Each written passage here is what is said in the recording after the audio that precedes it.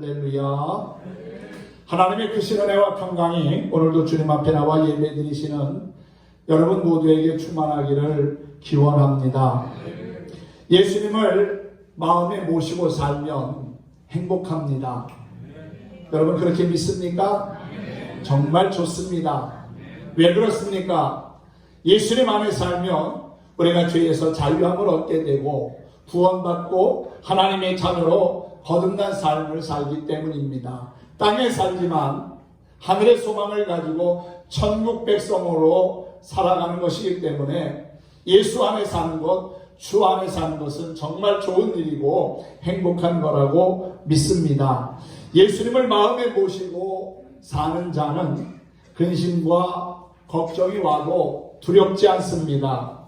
어려운 상황을 만나도 담대할 수 있습니다. 주 안에 있는 나에게는 딴 근심이 있을 수 없습니다. 왜냐하면 주님께서 함께 하시며 새 힘과 그리고 용기와 소망을 주시기 때문이라는 사실입니다. 주 안에 기쁨과 평안이 있습니다. 예수님 안에 사랑과 소망이 있습니다. 그리고 주님 안에 영생과 천국이 있다는 사실이지요. 검푸른 성난 파도가 밀어 덮쳐도 주 안에 사는 마음에는 평화가 넘친다는 사실을 믿으시기를 소망합니다. 오늘 요한복음 15장의 말씀을 가지고 예수님 안에서 누리는 기쁨이라는 주제로 함께 은혜 나누기를 원합니다. 예수님은 참 포도나무고 우리는 가지며 또한 하나님은 그 포도원을 관리하고 다스리는 농부라고 하는 것이 오늘 본문의 내용입니다. 2절에 보면은 농부이신 하나님이 하시는 일을 간략하게 설명해 주고 있습니다.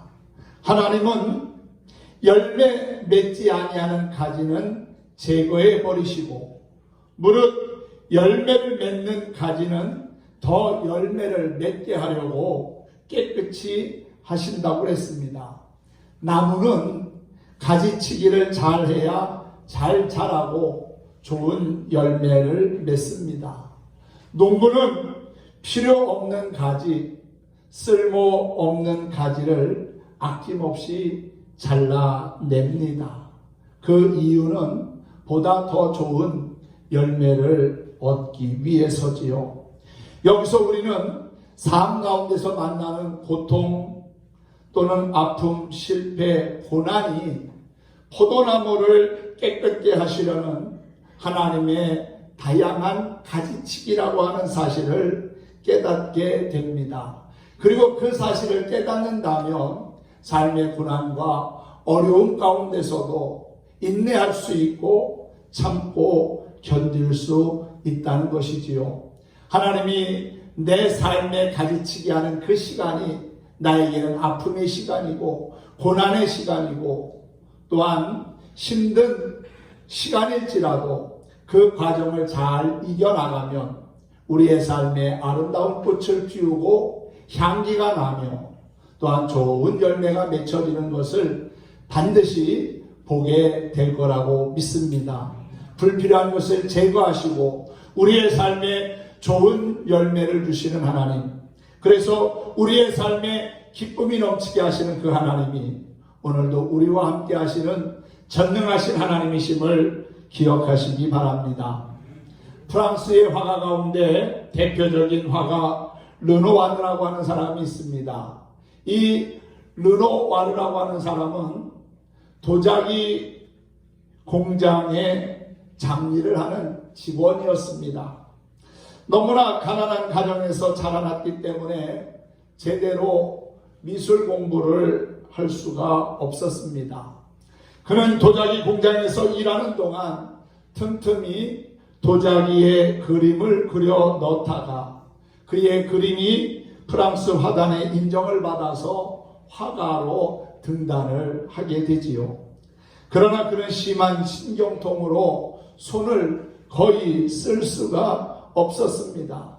그림을 그리는 사람에게 손이 불편하다는 것은 아주 치명적이지요. 그렇다고 그는 그림 그리는 것을 포기할 수가 없었습니다. 방법을 연구하다가 붓을 자신의 손목에 메고 그림을 그리는 연습을 했습니다. 그러면서 그는 아름다운 그림을 계속 그려나갈 수 있었지요.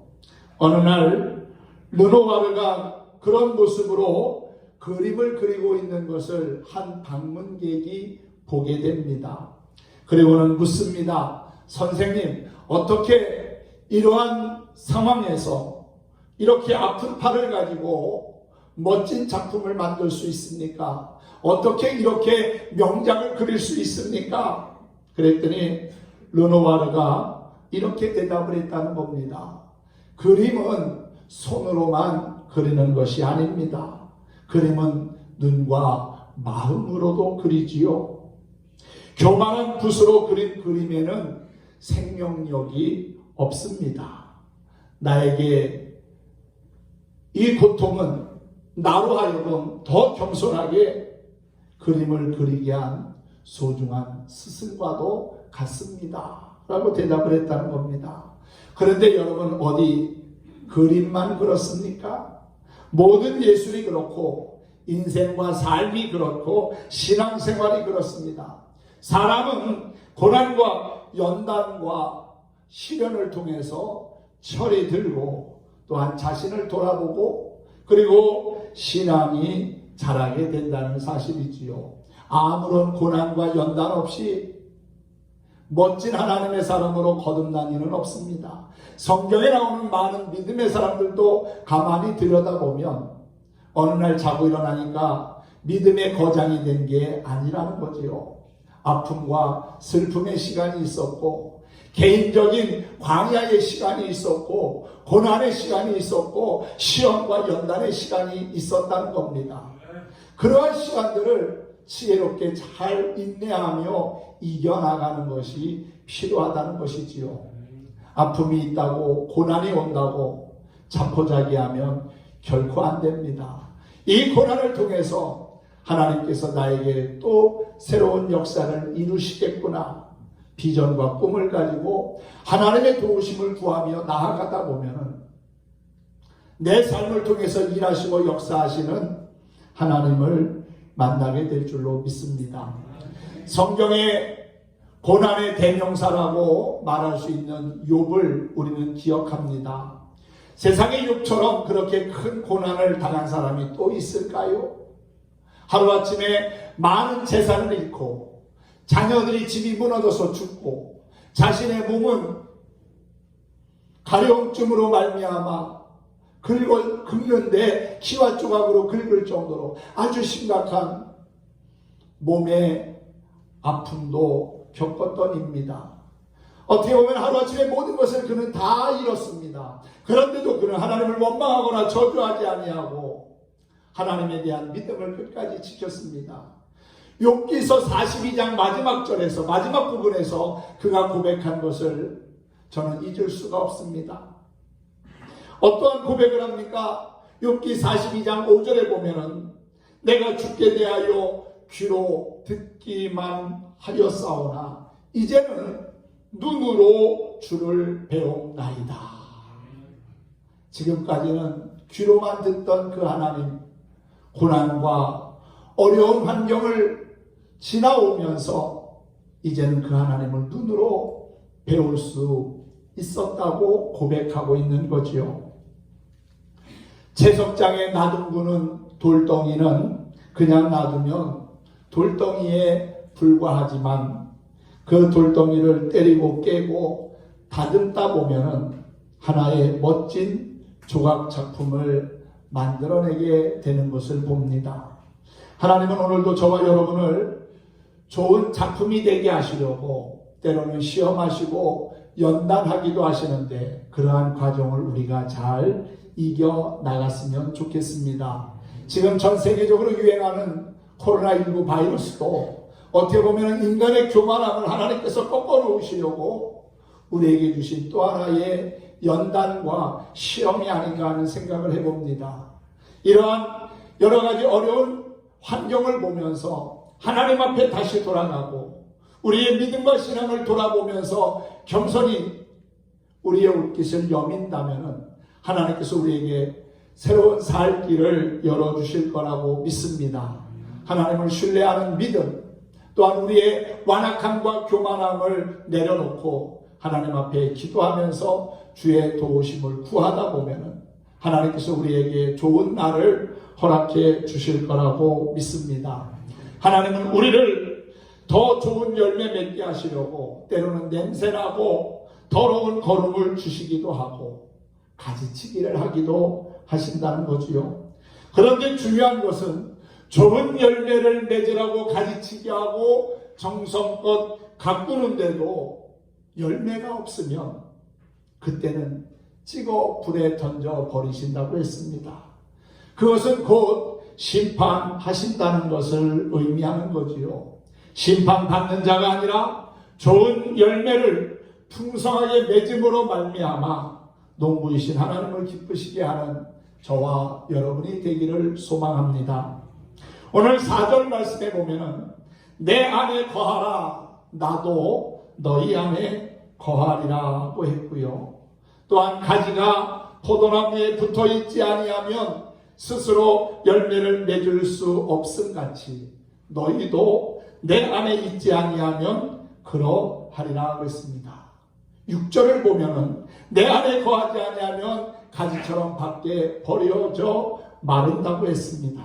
7절에서는 내 안에 거하고 내 말이 너희 안에 거하면 이라고 했죠. 예수님 안에 있다는 것, 그것은 예수님을 닮는다는 것이고 따라간다는 것이고 예수님과 함께 한다는 것을 의미합니다.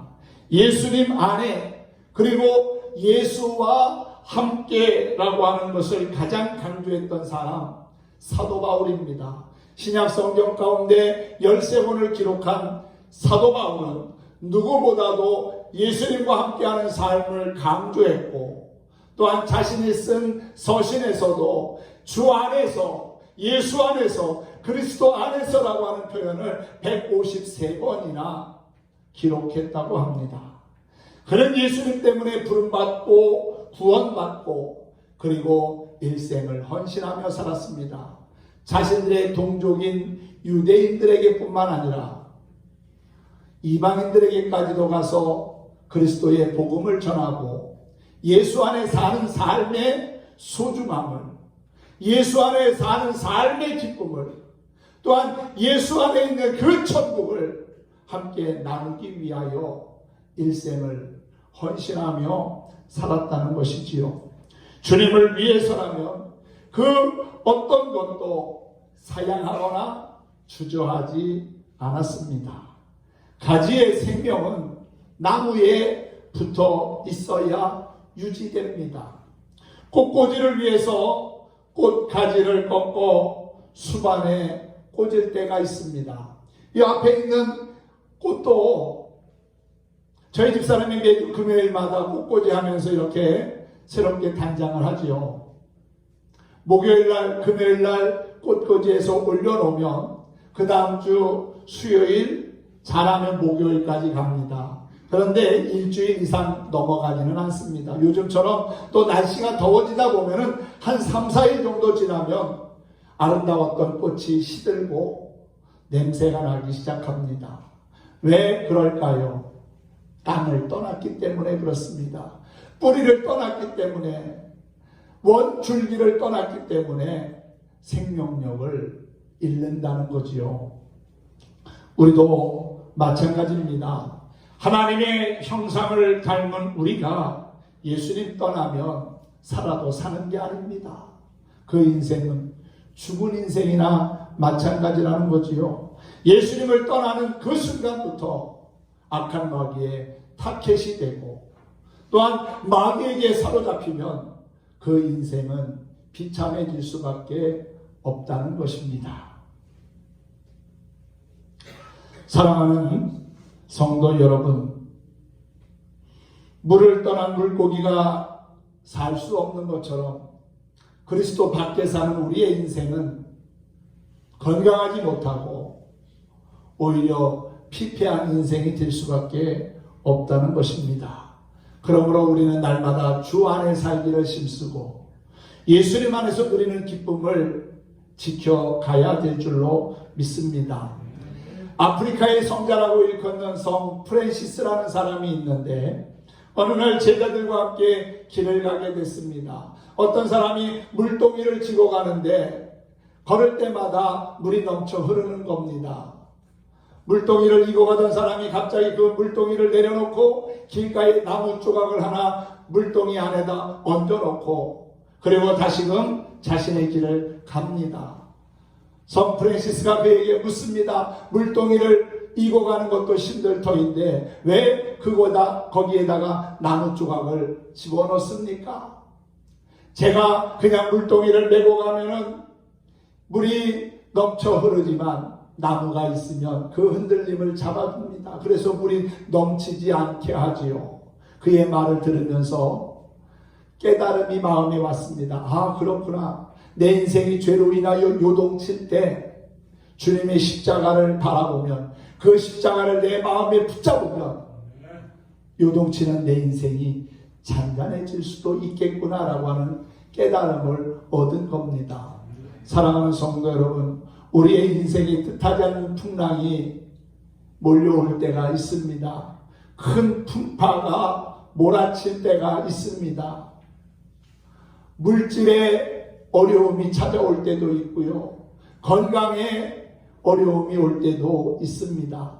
크고 작은 삶의 풍랑이 밀려올 때 내 마음의 중심에 주님의 십자가를 담근다면, 그 십자가를 붙잡는다면 흔들리는 우리의 인생이 제자리를 찾게 되고 평안을 얻게 될 줄로 믿습니다. 오늘 예수님은 말씀합니다. 5절에 보니까 나를 떠나서는 너희가 아무것도 할 수 없음이라고 말이지요. 또 7절에 가서는 무엇이든지 원하는 대로 구하라. 그리하면 이루리라 그랬습니다. 실패는 누구나 할 수 있습니다. 그러나 그것을 딛고 일어서는 사람이 있습니다. 정상에 올라갔다가 굴러 떨어지는 사람이 있고 밑바닥에 떨어졌지만 다시 정상을 향해 꾸준히 끈기 있게 올라가는 사람이 있습니다. 인생의 밑바닥에서도 절망하지 아니하고 다시는 정상으로 올라온 사람이 있지요. 대표적인 인물이 창세기 마지막에 나오는 요셉입니다. 형들에게 미움을 받아서 노예로 팔려갔습니다. 누명을 쓰고 감옥에까지 갑니다. 그의 인생은 이제 더 이상 내려갈 수 없는 밑바닥까지 간 겁니다. 그럼에도 불구하고 요셉은 낙심하거나 절망하지 않았습니다. 하나님이 어린 시절 자기에게 주신 그 꿈을 붙잡고 인내하며 기다렸더니 하나님께서 그를 애굽의 2인자가 되게 하시고 그로 말미암아 모든 사람들이 생명을 얻게 하지 않았습니까? 7년의 대풍년과 그리고 7년의 대흉년을 잘 준비해서 많은 사람의 생명을 건지는 위대한 역사를 이루었습니다. 인생의 내리막길을 걷고 있다고 해서 낙심하거나 좌절할 필요 없습니다. 내가 주님 안에 있으면, 주님이 나와 함께 하심을 믿는다면 얼마든지 우리가 다시 올라갈 수 있고 일어설 수 있다는 것이지요. 위기와 또한 고난과 시험이 우리로 하여금 더 강하게 하고 더 능력 있는 하나님의 사람으로 거듭나게 하고 변화시킬 수 있다는 확신이 우리 모두에게 있기를 소망합니다. 세계적인 지휘자로 명성을 날렸던 토스카닌이라는 사람이 있습니다. 그는 어린 시절에 아주 시력이 좋지 않아서 힘들었다고 해요. 심각한 근시로 고생을 했습니다. 그의 소원은 두 눈으로 밝게 보는 것이고 또한 훌륭한 연주자가 되는 것이었습니다. 19살 때 어느 날 오케스트라의 첼로 연주자로 있었는데 그 시였기 때문에 남들처럼 악보를 제대로 볼 수가 없어서 힘든 시간을 보냈습니다. 남들보다 더 많은 연습 시간이 필요했고 또한 연습을 하기 전에 악보를 수십 번씩 보고 암기하기까지 이르렀다고 합니다. 어느 날 중요한 연주회를 앞두고 지휘자가 갑자기 아파서 나오지 못하게 됐습니다. 연주회 날짜는 점점 다가오고 지휘자는 없는 어려운 상황이 벌어진 겁니다. 그때 곡 전체를 암기하고 있던 토스카니니가 지휘자로 발탁이 되었고 그것이 계기가 되어서 세계적인 지휘자로 명성을 날리게 되었다는 것이지요. 그의 약점이 오히려 그의 강점이 된 겁니다. 그의 글씨가 그를 세계적인 지휘자로 발돋움할 수 있게 할 줄을 누가 알았겠습니까? 근시 때문에 걱정하고 또한 낙심했다면 그는 위대한 세계적인 지휘자가 되지는 못했을 겁니다. 하지만 자신의 약점을 가지고 절망하지 아니하고 오히려 남들보다 더 열심히 노력하고 수고하다 보니까 좋은 날을 보게 되었다는 것이지요. 실패 앞에 무릎을 꿇는 사람이 있고 다시 일어나려고 애쓰는 사람이 있습니다. 여러분은 어떤 사람이기를 원하십니까? 실패 가운데 낙심하고 포기할 겁니까? 아니면 그 실패를 딛고 다시금 일어날 겁니까? 여러분, 다시 일어날 수 있는 실패를 도움닫기 위해서 다시금 더 멀리 뛸 수 있는 하나님의 사람들이 될 수 있기를 주님의 이름으로 축복합니다. 예수 안에 있으면 충분히 가능합니다. 주 안에 있으면 불가능한 것이 없습니다. 주 안에 있으면 우리는 할 수 있고요. 주 안에 있으면 하나님 주시는 놀라운 은혜와 기쁨을 보게 된다는 것입니다. 여러분, 예수 안에 있으면 우리의 삶에 어떤 일이 일어날까요? 우리가 주님 안에 있으면 주님이 내 안에서 역사하시는 것을 보게 될 것입니다. 4절 말씀에 보면은 내 안에 거하라 나도 너희 안에 거하리라. 주님 안에 거하는 사람에게 주님이 함께 하시고 역사하신다는 것이지요. 주님이 내 안에 거하신다는 것은 나의 주인이 되셔서 나를 지켜주시고 나를 인도하시고 보호하신다는 겁니다. 우리 찬양단이 오늘 찬양한 것처럼 선한 목자 되신 주님께서 우리를 그렇게 인도하시고 도와주신다는 것이지요. 임산부 복중에 새 생명이 자라고 있습니다. 그 생명은 자기의 힘으로 한 발짝도 움직이지 못합니다. 그러나 산모가 가면 태아도 갑니다.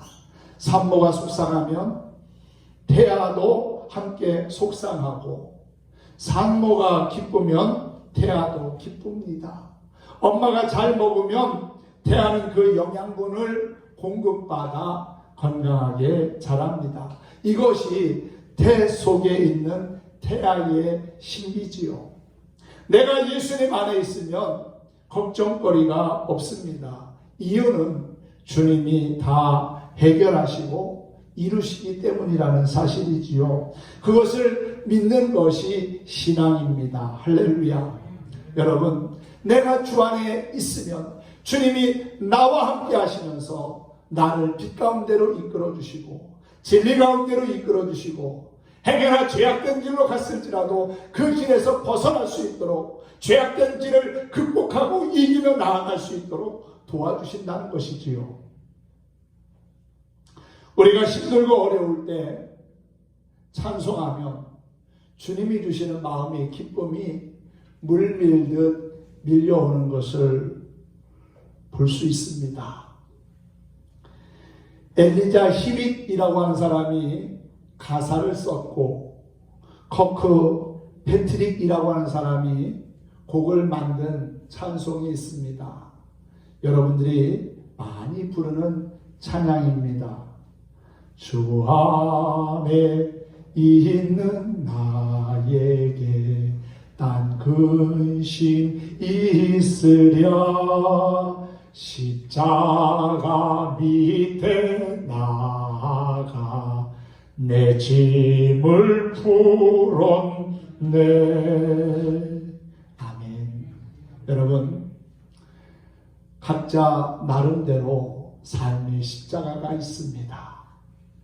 무거운 십자가를 지고 주님 앞에 왔다가 다시 그 무거운 십자가 짊어지고 돌아가는 사람이 아니라 주님 앞에 십자가 밑에 내 삶의 짐을 내려놓고 주님이 주시는 평안함을 가지고 돌아갈 수 있는 우리 모든 성도들이 되었으면 합니다. 주님 앞에 가지고 온 삶의 짐들이 십자가 밑에 내려질 때, 주님께 맡겨질 때 더 이상 우리는 그 삶의 무거운 짐으로 말미암아 고통받거나 어려움 당하지 않을 겁니다. 오히려 내 삶의 무거운 짐을 주님 앞에 내려놓으면 두려움이 변하여 기도가 되고 전날의 한숨이 변하여 찬송이 될 거라고 믿습니다. 그래서 내 앞길 멀고 험해도 우리는 주님을 찬송하며 나아가면 된다는 것이지요. 중요한 것은 내가 주님 안에 있느냐, 주님 밖에 있느냐, 주님 곁에 있느냐, 아니면 멀리 있느냐 하는 것이 중요한 문제입니다. 내가 주님 안에 있어도 행복한데 주님이 내 안에서 나와 함께 하신다면 얼마나 좋겠습니까? 사랑하는 성도 여러분, 우리가 예수님 안에 있으면 주님이 내 안에서 선한 역사를 이루신다는 것을 기억하면서 늘 주 안에 있기를 기뻐하는 성도들 되시기를 간절히 축복합니다. 한 가지 더, 우리가 예수님 안에 있으면 좋은 열매를 맺게 된다는 것이지요. 오늘 5절 말씀에 보면은 이 사람은 열매를 많이 맺는다고 그랬고요.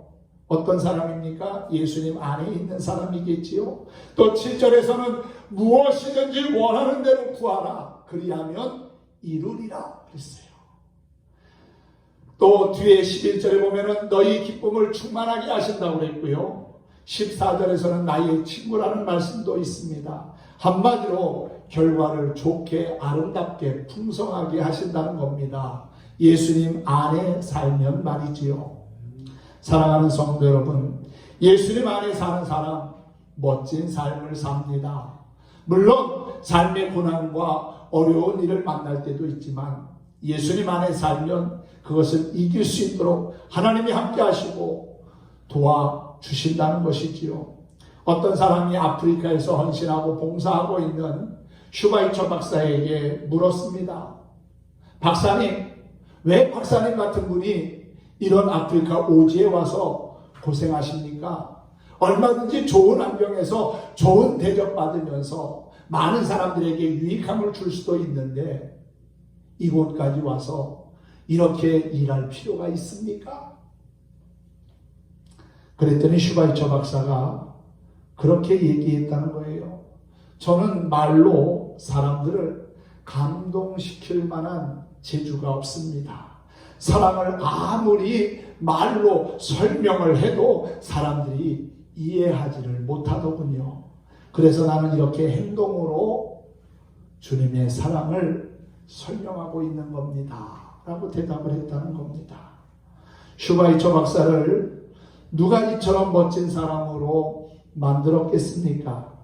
그것은 그가 예수님 안에 있었기 때문이라는 사실이지요. 사랑하는 성도 여러분, 예수님 안에 참 생명이 있음을 깨닫고 늘 주와 동행하며 살아가기를 바랍니다. 바다에 갈 때에도, 밭에서 일할 때에도, 삶의 현장에 나아갈 때에도 늘 언제나 주와 동행한다면 우리의 삶에는 기쁨과 평강이 넘치며 또한 범사가 잘 되는 주의 복을 누리게 될 거라고 믿습니다. 예수님 안에 있어야 형통합니다. 예수님 안에 있어야 행복합니다. 예수님 안에 있어야 좋은 열매, 아름다운 열매를 맺을 수 있다는 것이지요. 날마다 예수님 안에서 좋은 열매를 맺으며 주님과 동행하는 복된 하나님의 백성들 될 수 있기를 예수님의 이름으로 간절히 축원합니다. 축복합니다.